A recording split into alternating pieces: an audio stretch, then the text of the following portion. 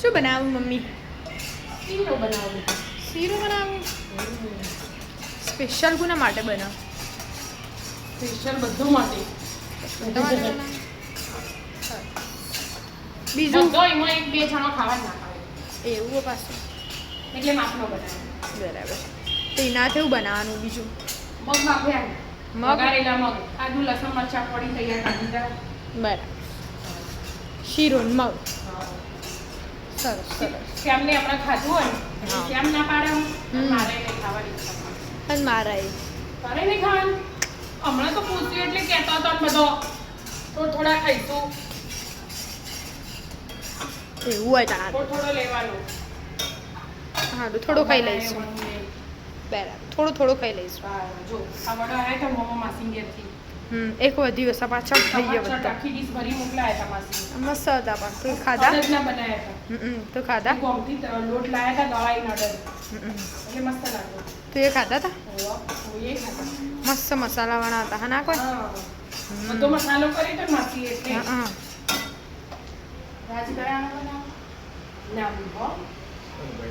પૈડેલા sero ને મગ. આવું જ ખાવાનું બનાવો. બટર ચિત્ર બનાવો. પાછળ આથી આવું બપોરે ખાવાનું. મસ્ત લાગે. સવારથી મમ્મી મોટું તપેલું ચડાવી દેવાનું. ભૂખ લાગે એટલે શીરો લઈને બે જવાનું. પણ ના ભાવે બેટા એમ તો. એમને એમ આ કોઈ બધી એટલે વસ્તુઓ ને ગરમ જ ભાવે તમારે. ઠંડો થઈ જાય ને આટલો થોડો હોય ને તો ફટલે ઠંડો થઈ જાય. આવડી મોટી કઢાઈ ભરીને હોય ને ના થાય. સ્મેલ તો મસ્ત આવે. સ્મેલ ના આવું ચડવા માંડ્યો લાલ થવા માંડ્યો. તાવે ત્યાંથી પડી ગયું. હું તો શીરો એકલો થયો.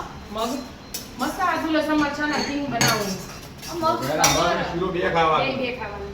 મગનો રોટલી સાથે સરસ લાગશે. મારા મારો ખોરાક જ આ હતા. કોણથી તો જીવ છે. પણ છે એર્યું પકડવાનું ગરમ થઈ ગયું હોય એર્યું પકડવાનું. હવે આ તો ઊંડા પપ્પા દૂધ છો.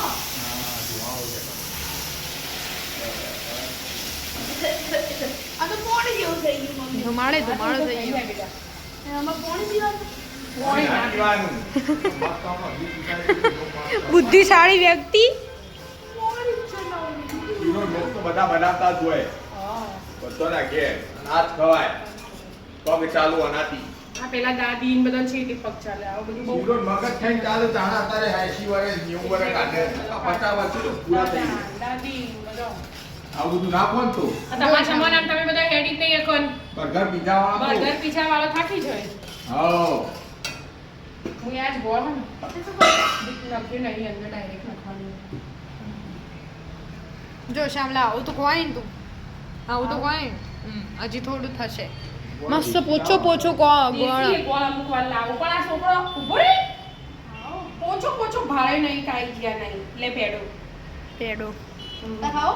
ના તું તા ખાઈ લે હું પછી ખાઉં. ગોળે રાખજો હા ખબર હતી તમને ગળું પોચો હજુ કઈ એકદમ એટલે સમારાન ઝંઝટ નહીં હોય. હા એકદમ પોચો હું હાલ ભાગ્યો ને. હાલ ડબ્બુ ઉઠીને ભરેલું મસ્ત ઓબા જેવો છો હા લે હજી ગીત ઉઠશે. તોબુ હો તોબુ એક બાજુ ઓબા વઘાર જેવો મેલી. એકદમ શીરો ને મગ આમ.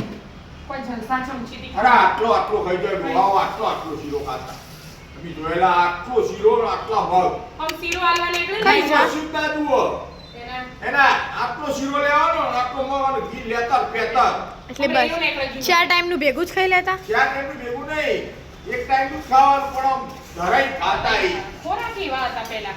અને આમ આપવા આવું ને એના તો લાઈનમાં બધા બેહ્યો હોય ને પહેલા તો આમ ડાભી રમા આવી એટલે બસ કેવું ના કરે એટલે તમે નખ્યા જ કરો નખ્યા જ કરો. એટલો આમ ઘી લે સારું. આરામ મજા આવી જાય પાણી વળી ગામ મૂઠા બોલતા પપ્પાને. શીરો મગ તો વાહ મગ બતાવજે મગ બતાવ. મસ્ત જી મગ તો હજી વઘારવાના. વઘાર ને વઘાર ઊંધું વઘાર. સરસ. જમી લઈએ તાણ મગ વઘારી. આદુ લસણ મરચાં નાખી ના લેતો હા. પણ એટલે તો વહેલા વઘારે ના. સારું શીરો મગ ખાવા. રાધે રાધે. રાધે.